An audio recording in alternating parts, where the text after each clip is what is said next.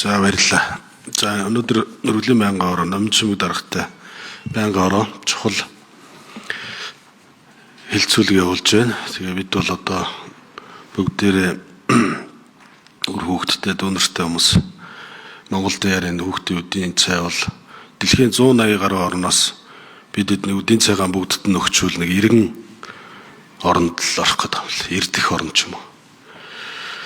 Тэгэхээр 2006 онд ерөнхий боловсролын сургуулийн хоол үйлдвэрлэл үйлчилгээний тухай хууль батлагдаж монголчууд хүүхдийн үдийн цай гэдэг ийм зүйлд анхаарал тавих болсон. Тэгээд эхлээд бол 1-2 дугаар ангид өгж ирсэн. За улсын хурлын гишүүдтэй санаачлал гаргаад 2025 оны 10 сарын 21-нд гар үсэг зурулж 30 гаруй гишүүдэд гар үсэг цуглуулж энэ үдийн цайг нийт хүүхдүүдэд өгье.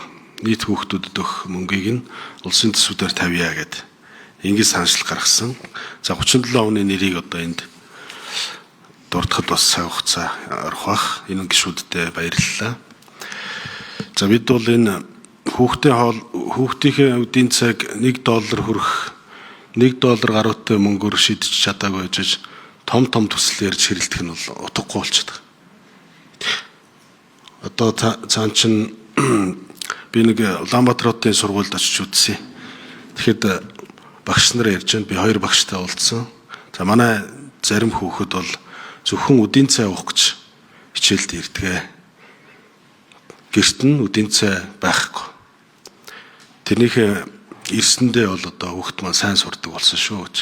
Манай зарим хүүхэд зөвхөн сургууль дээр дулаахан учраас хичээлд ирдэг. Гэрт нь түлш байхгүй гэж ингэж ярьж байгаа. Тэгэхээр бид бол манай улсын төсөв хичнээн болсон. Хэд дахин өссөн. 35 их найд болсон. Саяхан бид бол 7 их найд төсөв ирдэг байсан.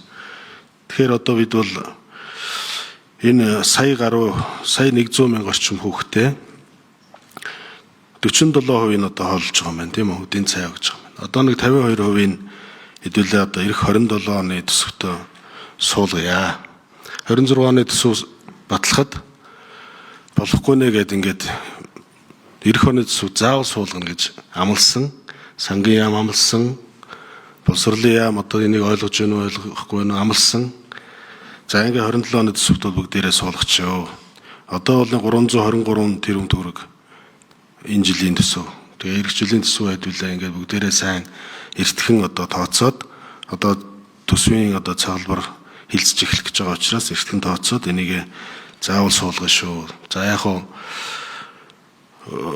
бид бол яг хуу говийн бүсээ сонгогдсон. Миний хувьд бол Өмнөг аймаг 100% хүүхдүүдэд цайлж хооллож байгаа. Тэр чанарын асуудал, дараагийн асуудал. Яаж хооллох асуудал бол тэр тухайн сумын аймгийн дараагийн асуудал, хариуцах асуудал шүү. За тэгээд Дорногов аймаг бол бас 100% хоолж байгаа. Эцгийгтэй хамтарч байгаа. 1600 төгрөгийг эцгийгээс 900 төгрөгийг бол аймгийн төсөвтөө суулгаад Дорногов аймаг сайн хангаж байгаа. За тэгээд аймаг болгон бас өөр онцлогтой, бүс нутаг болгон өөр онцлогтой. Тэгэхээр энэ хоол юу өгөхөө бол тэр аймгийнхан бол мэдэндээ.